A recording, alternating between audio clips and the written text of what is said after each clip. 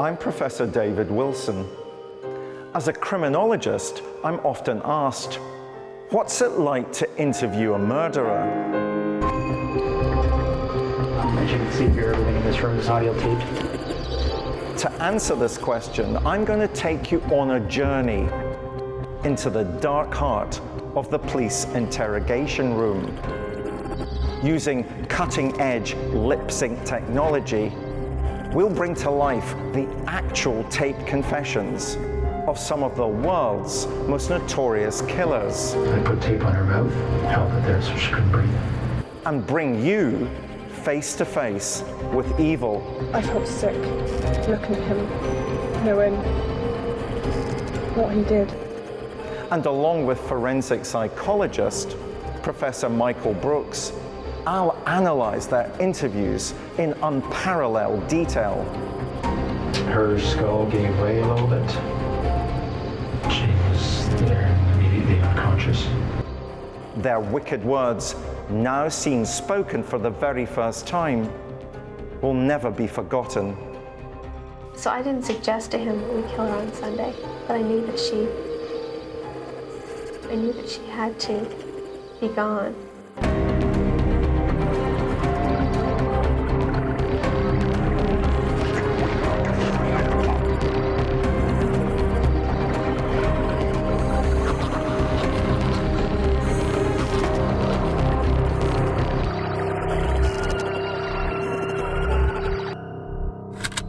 The killer who we examine in today's episode is a man who thought he committed the perfect murder. He was engaged to be married to a wealthy children's author called Helen Bailey, but Helen mysteriously vanished. When arrested on suspicion of murder during his interview at the police station, he was what I call silent and uncommunicative. When presented with the damning evidence, he could barely utter a word and offered no assistance to the police or defense to the accusations. Yet prior to his arrest, he was both vocal and detailed in the help he offered to investigators. His conversations with the emergency services and during police visits to his house were recorded. The first of these was his rambling 999 call to report his fiancée missing. Closer analysis revealed it to be a complex, constructed story in which he displays duping delight, the belief that he's created a watertight tale and relishing the fact that those listening to him believe him. Yet the disappearance of Helen Bailey did not make any sense to those who were closest to her. Police felt the same, and further scrutiny was given to their suspect. On closer questioning, his facade as a man who was consumed by grief and confusion collapsed. All attempts to deceive the authorities ended when Helen Bailey's remains, along with those of her beloved dachshund Boris, were found immersed in the septic tank beneath the garage. So who is this killer who murdered for the oldest reason in the world, not love, but money? Ian Stewart. On the 15th of April 2016, an unemployed computer programmer called Ian Stewart made a 999 call to the emergency services. Hertfordshire Police, how can I help? Hello there. My partner has been missing since Monday. This murder isn't particularly shocking among murders in its violence or any of its sort of sexual activities. It's shocking in the way that he targets a widow. It's shocking in the way he disposes of the body of someone he was going to marry in a cesspit. It's a terribly sad story because she was clearly devoted to a man who was pretty callous and cold-blooded, and he just took utter advantage of everything she offered. He was very good at working up a story and convincing her that he loved her, so much so that she agreed to marry him. I think ultimately the goal was always financial gain. Ian Stewart was a cold and calculating and manipulative killer. He wasn't somebody who stood out from a crowd, he actually blended into the background. Here was a flaccid, spineless, cowardly, low-grade, lying financial predator. A very British crime. The 999 call that Ian Stewart made on the 15th of April was the first indication to the authorities that his fiancée, Helen Bailey, was missing. He claimed that she hadn't been seen in 4 days. Please, how can I help? Hello there. My partner has been missing since Monday and not contacted anyone. Said she was going away, hasn't ended up where she said she was going. So I just decided we should report it. What's your partner's name? Helen Bailey. She left a note. She said in the note something like, I need space and time alone. I'm going to Broadstairs. Please don't contact me in any way. But in Broadstairs, we've got a cottage down there, but people have been down there with neighbours, and she's not there. Hasn't been there either. And someone's been to the cottage and someone's been to the cottage, yeah. My brother went there. Did it look like anyone had been in there? No. Someone went in and it doesn't like anyone's been in there. Did Helen go in a vehicle? No, she didn't. She left her car here. She did take her dog with her. She's got a little Dachshund. But she could get there by train, or she could possibly take a taxi. She does do that sort of thing. And was that note a bit of a shock? Were you expecting it at all? No, I wasn't. Well, yes, it was a shock. She has talked about it, but it was still a shock. Yep. She has talked about wanting space because things just haven't been going well for her recently, or for us. Okay, so she mentioned wanting space, but she'd never actually acted on it. She'd not left before. She'd never done anything like this before, no. I'm joined by Professor Michael Brooks. In his long and illustrious career as a prison psychologist, Michael has sat and listened to many murderers and experienced firsthand the mind games they'll play. On one level, that sounds quite charming and disarming. Here's this man very concerned about his partner who's gone missing for days. But there's something that doesn't really add up, despite the fact he goes into great detail. Well, he's trying to get onto the front foot. He realises that others within the community will start noticing that Helen is not around, that she's missing, and will start asking questions. So to preempt that, he decided to make the 999 call to the police. Do you think he thinks he's charming when he makes that call? Not necessarily. He's just attempting to let the police know that Helen is not at home, in case anybody reports to them that she's not around or she seems to be missing, but hasn't thought through the narrative of what he's going to say to the police. And where they ask simple questions, that's when he becomes confused, unable to answer things that he knew. And the note is mentioned for the first time. And crucially, the note suggests, he says, that Helen is unhappy. So he's not able to maintain a consistent story or to put into place in the right order the things that are of most importance. And all of that will lead the police to come to an understanding that actually something's not quite right here, we need to investigate further. Hello there, my partner has been missing since Monday and not contacted anyone. Said she was going away, hasn't ended up where she said she was going. It's your inroad into the case. Missing persons are a minefield, and if somebody has committed murder in a domestic situation, obviously that's your first thought, is the person who makes the call. So you're going to look at that in minute detail. There's certain clues that are given away by the person making the call. Ian Stewart, he's telling the story of poor old me, woe is me, and I'm left on my own, and what can I do? Can you help?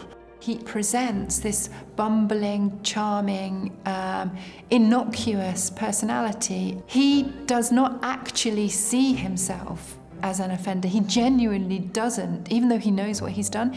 In his mind, he actually is the victim of circumstances, and this comes across in the way he presents himself.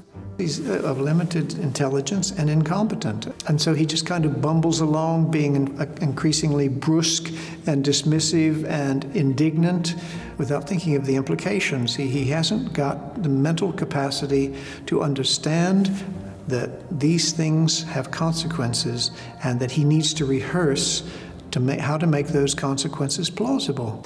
And it's interesting the way the dog disappeared as well. If she'd just gone out shopping and hadn't come home, surely she would have left the dog. And what's her date of birth? Oh, crikey. God, she phoned me there. 22nd. Right, just let me double check. 1 second. Oh, God. Sorry.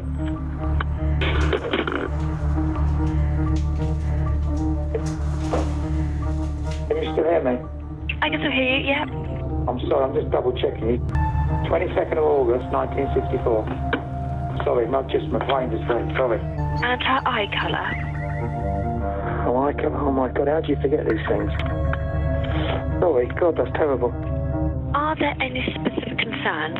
Suicide or self-harm, anything like that? Well, I would say no, but she has been very, very anxious and very worried about lots of things, and she is a warrior. She's a natural warrior. What's missing, Michael, is this incredible detail about his anxiety for his partner, Helen. And yet when he's asked directly, do you know the colour of her eyes? Do you know the date of her birth? He hasn't a clue. Well, the anxiety comes not from concern about his partner. The anxiety comes from he knows that he's committed an act of murder. He knows that people are going to start asking questions, and he knows that he's going to have to start providing some answers, but he hasn't thought things through about what to say in detail, and therefore he's scratching around for things to say, and therefore talks incessantly because he has nothing of substance behind that. You're living with this woman you're supposed to be in love with. You don't know what colour her eyes are. It beggars belief. And then you don't know her birthday. Anybody would think, surely, how close is this relationship? Of course, he passes us all off as him being sort of worried and that, but it's strange that he doesn't know these things about the woman he's meant to be marrying. And all in all, he's a pretty unconvincing person. She was obviously head over heels in love with him, but it didn't appear to be reciprocated in any form. This may sound silly, but she's definitely not at home, no. No, the father last night, I've literally checked everywhere. We have got quite a large house, but I've literally checked everywhere. And her phone is just dead. It's not, well, I say dead, it just doesn't ring. She said nothing to you then? Was she leaving the premises at that time? No, I left her here. And then that final thing said by the person who answered the 999 call is quite chilling, because basically he was asked, is your partner still at home? And that's exactly where she was. But also the person who was answering the 999 call was realising, actually, this doesn't add up. Something's not quite right here. You're giving me this story about her not being there, but actually you're coming across as confused. You know no personal details about her. What actually is going on? Have you really checked? So their suspicions were raised right from the beginning. Indeed, the police speculated that Ian Stewart wasn't the doting fiancé that he purported to be, and so they began to close in on the callous and calculating killer. Stewart has delivered what he believes to be a carefully choreographed 999 call to the police. With Helen's disappearance being treated initially as a missing persons case, he now throws himself into the role of concerned fiancé, putting up missing posters and canvassing friends and neighbours for help. But Stewart's 999 call has by now been subjected to intense scrutiny by detectives. They start focusing on particular passages of it, and alarm bells start to ring.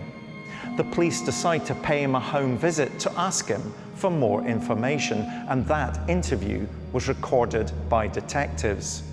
Ian Stewart once again puts on a performance, but it's a flawed one, and the cracks in his story begin to show. With Ian Stewart's 999 call under close scrutiny, police also began digging deeper into the pair's relationship to learn more about their life behind closed doors. Helen Bailey was a very well-known author who wrote fiction for teenagers. She had a very established life, a beautiful home in Royston in Hertfordshire. Tragically, in 2011, when she was on holiday in Barbados, her husband drowned. After that, when she came back, she joined a Facebook group for bereaved people, and it was there that she met a chap called Ian Stewart. We've got a man in his early 50s, had worked as a software engineer for a number of years, but had given up work because of ill health. His wife, Diane, died in 2010, and as part of the grieving process, he goes online to an internet bereavement group. It was in this online bereavement group that Helen met Ian Stewart in October 2011, 8 months after her first husband had died. She was vulnerable, but she's also open to finding love again. He filled that gap, and he filled it very well. He convinced her he loved her. And eventually this materialised into a relationship, and it was a bit of a whirlwind romance between the pair. He showers her with gifts and affection, and she's taken in by all this, and they end up moving into a house that she buys. They planned to marry, and very quickly he became her happy ever after. She even called him her happy ever after. When the pair of them did eventually announce their relationship, people were happy for them, but they were also a little bit perplexed just because of how outgoing and happy Helen was, compared to the kind of standoffish and aloof Ian Stewart. He wasn't as successful as Helen was. He was sort of a nobody, and Ian Stewart saw this as an opportunity, perhaps, to get ahead in life. Over a period of time, he manipulated Helen to sign over basically all her wealth and all her savings, properties, etc., to him.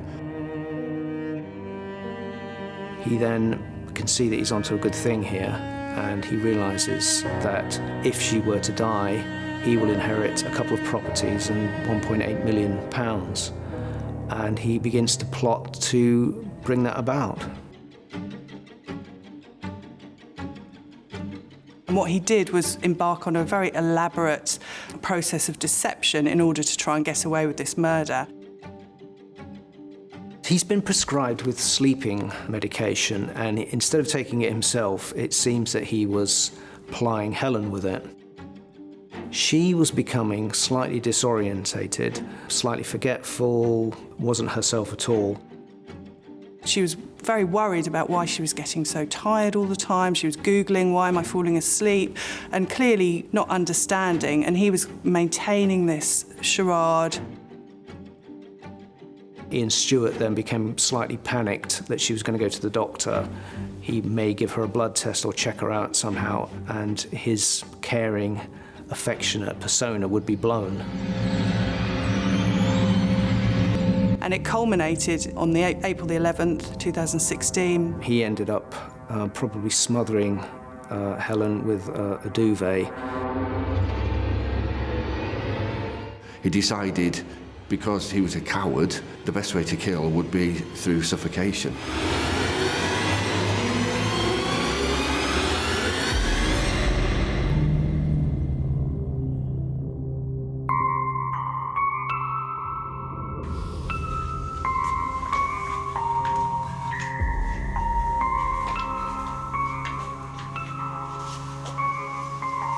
And then disposed of her body in a cesspit underneath the garage of the home that they shared in Royston.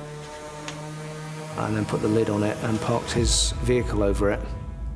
It's an extreme of disrespect for a partner, isn't it, to do such a terrible thing. It even killed the dog and put the dog down there too. Of course, if Stewart was to make sure that his lie was to be believed, he knew that Helen would never go anywhere without her best friend, her beloved dachshund, Boris. To ensure his story would be credible to those who knew Helen best, Boris had to go. He was really trying to make this seem like Helen had disappeared. She was passionate about Boris, the dog, and everywhere she went, Boris went. And he thought that if the pair were missing, it would seem like something had happened. To put somebody in a cesspit and to kill her dog and also put her dog in with her just shows such a callous disregard. The manner in which he did it was just extraordinarily cold. And then what's really fascinating is what happened next. He continued his business for the day. He went off and saw his son, watched him play bowls, came back, had a takeaway, watched TV, and even texted Helen that night with a kiss on the text message, knowing full well that she was dead. There was a property that they had down on the coast in Broadstairs that Helen owned, and Ian made this story up about the fact that she'd left him, she needed space, and she'd gone down to Broadstairs with the dog. So he was in this mindset, obviously, where he's trying to create this narrative, this story, so that it covered what he had done. 4 days after Helen's murder, Stewart decided to make the infamous 999 call to the emergency services. The recording of this call was scrutinised by the police, and given their suspicions, they decided to visit Ian Stewart at his home. The police officers were wearing hidden recording devices, recent technology used by police that enables them to analyse the recordings for further evidence at a later date. From what I understand, what we've discussed is that Helen was last seen on Monday, the 11th of April. I would like you to take me through what happened that day. This is where I can't remember very well. I'll tell you what I can remember. She went out in the car just to get some milk or something, milk and bits, but came back almost instantly. I was upset because something had happened. She said, I'm never going to drive again. And at some point I had to dash out because I was late, so I could see I could be late, so not dash out. I'm pretty sure Helen Wade could lie to me, but when I think back, I'm not so sure. So maybe she did, maybe she didn't. So I was in a rush then. At some point I saw the note on my desk from Helen. So then I went, and I can't remember what I did, what order I did this in. But I definitely ended up at the doctor's at some point. And when I woke up, I was sort of woozy. I felt a bit like I'd been on morphine in hospital. And I remember thinking, should I be driving? But obviously I did. So I either went to the doctor's or the dump, or maybe I went to the dump next day. But I remember bits of it. The first bit I remember is we loaded the car, or Helen loaded my car, with an old duvet and some boxes ready to take to the dump. So I either went to the doctor's or the dump, or maybe I went to the dump next day. Came up, I'm not sure. Well, this is more of the buffoonish, blustering, bereaved fiancé, isn't it? That's the image he's trying to present. That's the image he tried to present, but the police will see through it because they've been to enough cases where people have gone missing and know what the genuine response is. And they'll be thinking, this doesn't add up. You're acting in this sort of way, but you mention a note and you can't find it. This doesn't correlate. The fact that that interview took place in his own home, sitting on his sofa, sitting in his armchair, surrounded by his books and possessions, would that make him feel more comfortable, or would it make him feel more ill at ease knowing what's happened to Helen? Well, he has to construct a persona that he's concerned about somebody who's missing, so he overemphasises what people would normally do. He's having to assume a role of which he has no knowledge about how people normally act. In a case like this, where she's disappeared for no obvious reasons, you would expect him to be slowly building up a level of distress and anxiety, and possibly elements of guilt. But there was none of that kind of behaviour that you would expect. People reported him as being too jolly. Ian Stewart's odd behaviour and his lack of concern with the search was another red flag. There was a media frenzy about Helen's disappearance, however, and many of her fans sent wishes for her safe return. She was a prominent author, so there were a lot of people who loved her and were following the investigation's progress quite keenly. So this was not something that he could just say, I don't really want to talk about it, and the police were going to let it go. It seems he was a pretty poor support for Helen, and that made the police suspicious.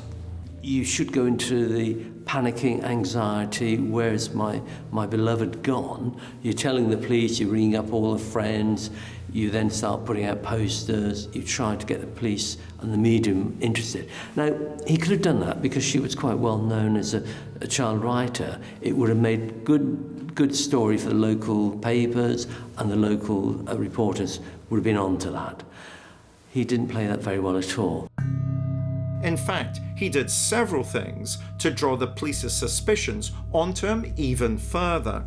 Making decisions like visiting a solicitor and trying to push through the sale of one of her homes, for example. He changes a standing order so that there's a lot more money going into the joint account so that he can have access to it. I think it's £4,000 a month. He was seen getting rid of a duvet that police suspect might have been included in the murder. He goes on holiday during the investigation, which raises suspicions.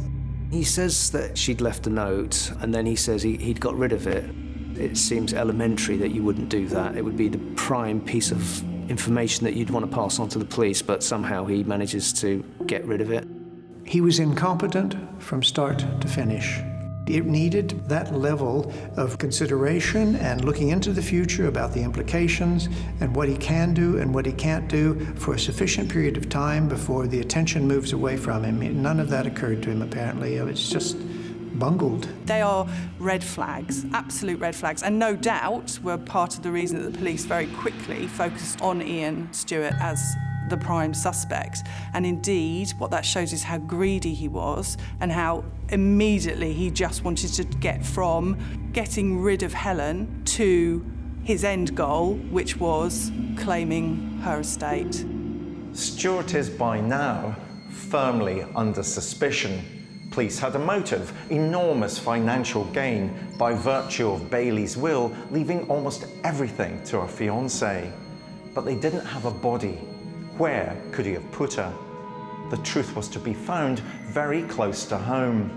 As the community continued to assist the police with their inquiries, a passing comment by a neighbour was to change the focus of the investigation. Helen Bailey lived in a large country house, one that had 2 septic tanks. One was in the grounds that the police had already searched, but there was another in the garage, the opening to which Stewart had hidden over with his car.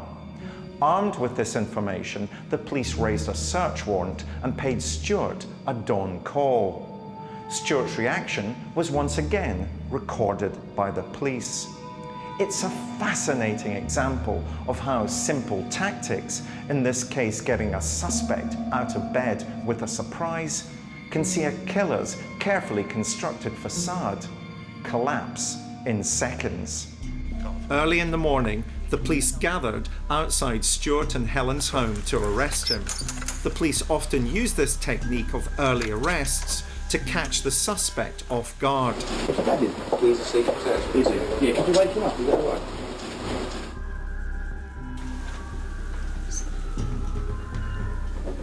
Yeah.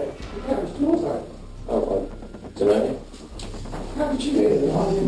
They were kind of banging on the doors. Morning, Ian. How are you? Okay, you've got a warrant to search the address. I'm arresting you on suspicion of the murder of Helen Bailey. You're joking? And of disposing of her body to likely to instruct the coroner and the theft of money of Helen Bailey. All right, do you want to sit down? Bloody hell, why? What's happened? Don't tell me. We can't discuss it. We can't discuss it at the moment. We'll talk to you when we get to the police station. All right? Where is she? So we can't talk about it further now. So why don't we pop upstairs, get him dressed, and then we can have a full discussion about this. Oh, no, the garage door's open.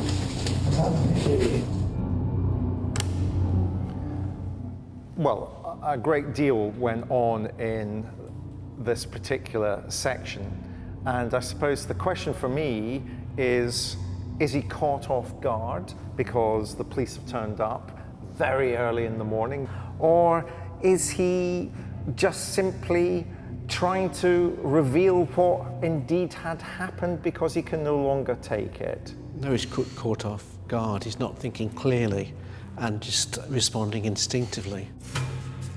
He is a terrible actor. He just doesn't convince you at any stage at all. He just says, bloody hell, what? And he expects everyone to sort of think he's still innocent. He was trying to act surprised and upset, but there was no emotion in it at all. Nothing. It was so clear that he knew this was coming and that he just had nothing, it seems to me, nothing left in him to even try and put on a front. What do I do now? Seems to me that what is going on, that process of saying, I don't really know how to cope with this. I am in deep trouble.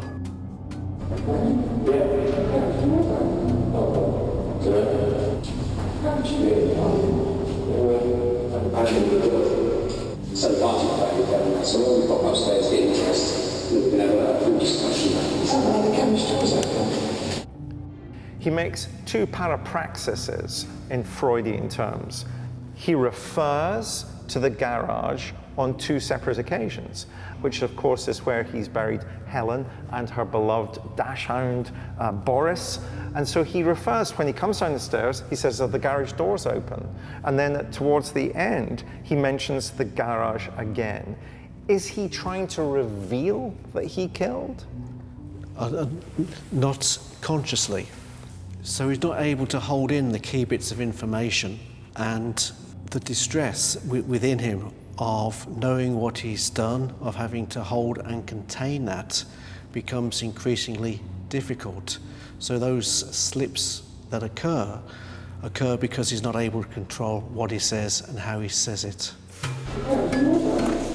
Sometimes, because of stress and anxiety, you say the very thing that you don't want to say. Like, don't mention the war, don't mention where you've left the body. And because you're trying not to, you end up saying the very thing that you're trying not to say. I think that this is almost a synaptic response, and that all he can manage is, oh, dear me, the evidence is in the garage. Have you checked the garage? Can you shut the garage for me? I don't know, it's pathetic. Lying is so much more difficult than telling the truth. And when you're being interviewed multiple times and having to maintain the same story, you're always thinking about whether you're going to be tripped up. And then, of course, once the evidence starts to mount, there's even more pressure. And also, as well, how difficult it is to really commit a murder without leaving any trace. Virtually impossible to do. The only thing the police didn't have was the body. Once the body was found, he'd had it. As well as Ian's mentions of the garage, a neighbour directed the police towards a second septic tank at the property. Stewart had concealed the second septic tank by parking his car over it, and so the police hadn't seen it when they initially searched the property.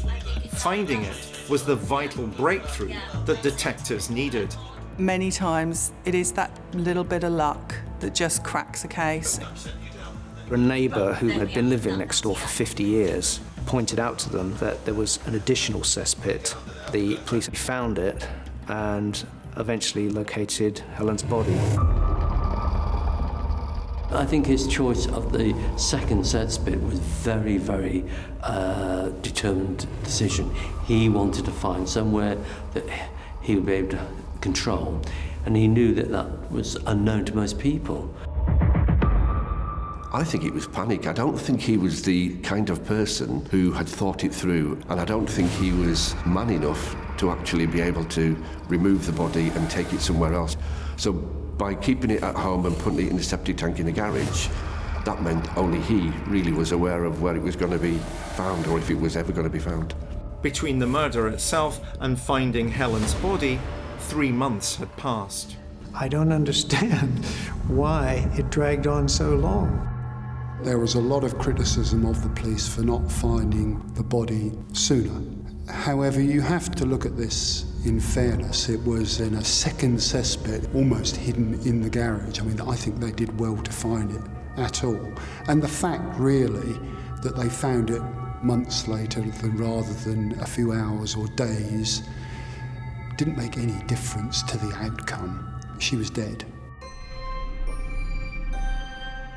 The disposal of the body is always the murderer's biggest headache. At one time, of course, you needed the body to be able to prove the murder. So they started the industry of how do you dispose of the body. In his case, he obviously must have planned that. Any decision in a commission of a crime, an offender has to weigh up the pros and cons of any particular action. Some serial killers will travel great distances to dispose of a victim's body because it separates them from the crime. But obviously with that comes risks. In some respects, hiding a body within the environment that you're in control of may I think probably give a false sense of security. There's no prying eyes, there's no risk involved. At the time of disposing the body, when the risk comes in is when the police are finally searching your property, then the evidence is damning to the extreme. With the discovery of Helen Bailey's body, the game was up for Ian Stewart. Taken to the police station, he was now formally questioned about the murder for the first time. His response is telling. Gone is the bumbling, charming, chatty man who wanted to go out of his way to help the police. In its place is a wall of silence. When faced with the irrefutable facts and the undeniable evidence in the form of Helen's body, he was both unwilling and unable to confront the truth. And with it, he reveals himself to be one of the most cowardly killers imaginable, one destined to spend the rest of his life behind bars. It's so shocking when a man whose whole persona is imbued with a victim style, a gentle, unassuming, innocuous style, turns out to be a violent murderer. Helen's body being found in the septic tank was irrefutable evidence of Ian Stewart's involvement in her murder. Ian Stewart is now the main and only suspect in this crime. For the first time, he's questioned in the police station, and the police have more evidence against Stewart. When he visited Broadstairs after Helen's disappearance, he accidentally turned on her mobile phone and it connected to the Wi-Fi, enabling authorities to trace it. You're the last person to see her alive. You don't report her missing for 4 days. The following day, you go to Broadstairs. I don't know why. Why did you go there? Did you see Helen on the 16th? Because according to the technical information we've got, her phone is in Broadstairs. And you're in Broadstairs. Was Helen there? She wasn't, was she? Or was she? You tell me. Did you see Helen on the 16th? Because according to the technical information we've got, her phone is in Broadstairs. And you're in Broadstairs. Michael, this is the first clip of Stewart when he hasn't been either on the phone or in his own home. And there's a huge difference, isn't there, in terms of how he approaches those interviews between the garrulousness, the talkativeness when he's in his own home to what happens in the police station. But the situation has also changed in that when he was talking excessively, then it was to try and distract and deflect people's attention away from him. Obviously, that was not successful. It had the opposite effect. Once he comes into the police station and is arrested, then the situation is completely different, and the police know that he is the chief suspect, and the evidence points all towards him. I think he was probably rather shocked that it had come to that. I think he probably convinced himself that he was going to get away with it. He's another person, I think, who thinks he's much smarter than the authorities. This was his clever plan. He was going to enrich himself, and when it goes against him, he just withdraws. It's another betrayal of Helen, and it's another betrayal of those who love her, because he won't simply come clean and say, yes, I was a swine, I did it, and this is what happened. He just wants to go into his corner and hope it goes away, I suppose. Another damning piece of evidence against him was the CCTV footage of him taking a duvet to the rubbish dump, the same duvet he had used to drag Helen's body to the garage. Did you kill Helen Bailey? Did you intend to kill her? Or was this an accident? What happened? She had died, she had been murdered in your house. As part of that clean-up operation, you took that duvet to the dump. That's quite a big accusation for me to make to you, isn't it? Would you agree? Was that duvet taken to the tip because it had Helen's blood on it? Even when faced with all the evidence, it's quite clear that he was responsible. He still maintained his innocence through his silence. So when it actually came to being confronted with the reality, I don't think he really wanted to admit it, you know? And I think he actually just decided, well, I'm just going to say nothing. You will have benefited from her death, is that correct? Why do you say that? Financially, you would have benefited from her death, would you not say? Did you just lose control, just lose it? Some big argument, and you killed her. And you've been covering up ever since. Because if that's what's happened, you need to tell us now. So he's silent and uncommunicative in the police station, and indeed we know that subsequently at court he refuses to give any evidence, he refuses to attend a trial. So he maintains this silent and uncommunicative approach thereafter. But that leaves us with a big question, which is the simple one. Why? Not who done it, but why done it? Why does he kill his fiancée? We can hardly say it's for the money, because he had the money. He was well looked after. He had status within that local community. Why does he want to kill Helen? Well, that's, in many ways, we'd only sort of find out if we asked him and if he was communicative and shared that. It can't simply be for money per se, because he had access to that. So therefore, one might deduce that it's about control, about he could then spend the money that would have come to him anyway, and Helen would have given to him in the way that he wanted to.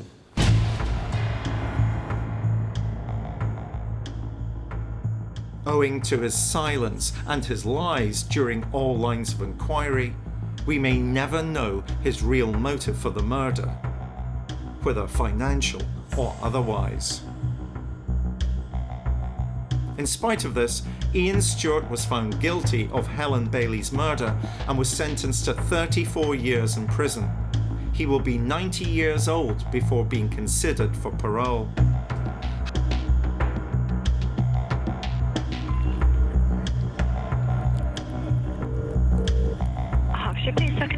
Hello there. My partner has been missing since Monday. He was on to make a fortune. All he had to do in his own mind was hold his nerve, defeat authorities and the police investigation, and walk away with £1.5 million. The first thing I remember was we loaded the car, or Helen loaded my car, with an old duvet and some boxes ready scented on. All the bumbling, the act that he was performing, if you like, in front of the media, in front of friends and family, that was all a charade. That was all to cover up this dark, devious nature that he had and desire to be wealthy. He was a very selfish man. The fact that the sons can now claim part of the fortune because they were included in the will, of course, is just another betrayal of Helen, and it's heartbreaking, really. She didn't deserve this, and she was just somebody who was looking to open a new chapter of her life with a loving partner, and she ended up with a homicidal swindler. You will have benefited from her death, is that correct? At 56 years old, it is highly unusual that a person of Stewart's age would suddenly commit a murder without any previous history of violent behaviour. Ian Stewart's deception was one that was planned over many months. Helen's murder was entirely premeditated. Was that duvet taken to the tip because it had Helen's blood on it? Well, it's very unusual to commit an offence like that, which is so calculating and planned, without there being any sort of antecedents to the behaviour. This wasn't a crime of passion, this wasn't sort of instinctive, this wasn't reactive to anything, this was planned. And therefore, if somebody engages in that degree of planned activity, it's right to ask the question, well, what has he planned before? Normally, we'd expect men to commit murder in their late teens and early 20s. Most homicides are committed by mid-30s. And then we suddenly get an increase again with retired men killing partners and things like that. But 56 is quite an unusual age to kill, especially when you've got as far as we know, no previous history of violence. It's the cunning and callousness of Ian Stewart that makes his story such a memorable one. But at the centre of this story is Helen Bailey, a grieving woman who tragically fell into his grasp. This isn't a murder that was about money. This is a murder about Ian Stewart acting out this destructive and extreme victim narrative which has taken hold within him. And Helen Bailey is actually the victim of that storyline. This is a woman who's so very, very vulnerable. She's just looking for happiness for the rest of her life, and he's completely taken advantage of that. He's fed her lie after lie, and all the time he's been plotting an alternative reality.